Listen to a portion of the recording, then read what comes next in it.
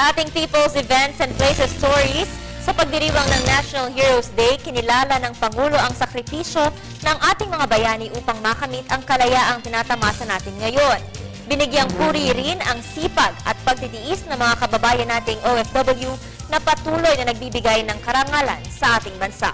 Balitaan mo kami, Rocky Ignacio. Sinulong ni Pangulo Aquino ang pagkakaisa tungo sa reforma at tunay na kalayaan ng bansa. Pinangunahan ng Pangulo ang pagunita ng Araw ng mga Bayani sa pag-aalay ng bulaklak sa dambana ng mga bayani.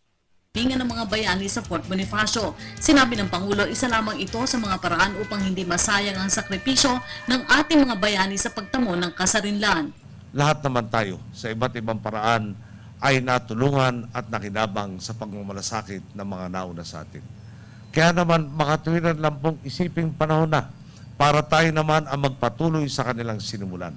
Makilahok tayo, makiisa at makiambag sa pagsusulong ng ating kolektibong adhikain bilang bansa.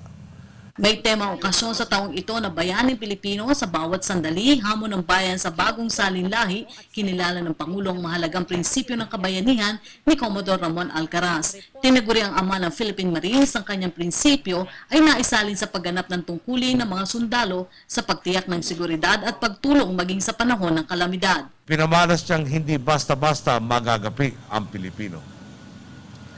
Dahil dito, nakapagbagpak siya ng 3 sa 9 na Zero Fighters sa kanyang katunggali. Nakahanda pa sana siyang ituloy ang sagupaan kung hindi lang siya inatasa ng kanyang mga pinunong sumuko. Hindi po rito natin ang kanyang ambag sa kasaysayan. Kinilala siyang ama ng Philippine Marines at noong napipinto ng ideklara ang batas militar hanggang sa pag-iral nito nanindigan siya laban sa diktadurya. Ganitong prinsipyo rin po ang itinataguyod ng mga sundalong kagaya ni Commodore Alcaraz na handang suungin ang anumang peligro alang-alang sa kapakanan ng kapwa Pilipino.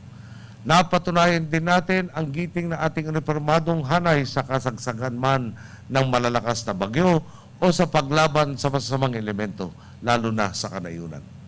Hindi man kakilala, hindi man kaano-ano ang tinulungan, handang isugal ng ating mga kawal ng bayan ng kanilang buhay upang sagipin at itaguyod ang interes ng mga mas nangangailangan.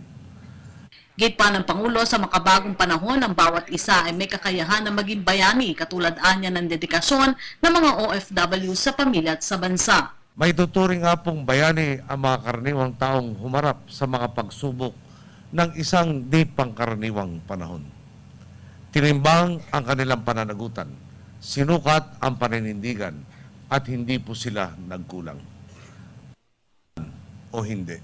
Naisulat ang pangalan sa pahina ng kasaysayan, ginawa nilang posible ang ating kalayaan at ang reformang tinutupad natin sa kasalukuyan. Para sa Telebisyon ng Bayan, Rocky Ignacio.